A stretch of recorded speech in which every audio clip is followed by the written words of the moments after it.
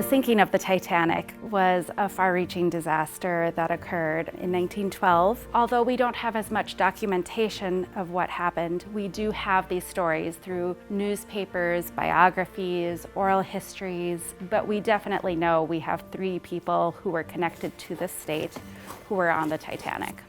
So Olaus, or Ole Ableseth, was one gentleman who was on the Titanic when it sank and actually ended up retiring back in Reeder, North Dakota. We did an oral history with him in the 1970s, a major portion of which contains information about his experience on the Titanic. It was a wonderful ship. Of course, I was a third-class passenger, but there was a lot of high dignitaries on it also. They looked at it, and one made a remark. They said that this ship must be pretty safe. And the answer was, it's so safe that not even God can destroy it. And that's what I'll never forget. People there, hundreds of them, first class, second class, and third class all together. Some even didn't have much clothes on. And sitting there, and some of them even joined the hands. And some were so nervous, that they couldn't stand still. So I took hold of one of those rope and let myself down the waist as far as I could. And then I let go, and I went into the water and lost my hat and probably swallowed the water. And there was a lot of them in the water. You could see them all. They'd grab before you see them hover in all different languages.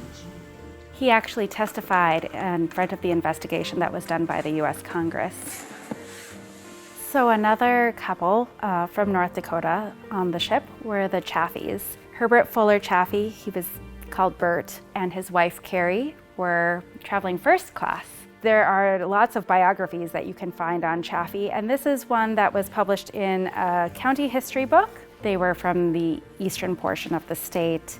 When the impact happened, he got his wife into a lifeboat and stayed on the deck, and he died.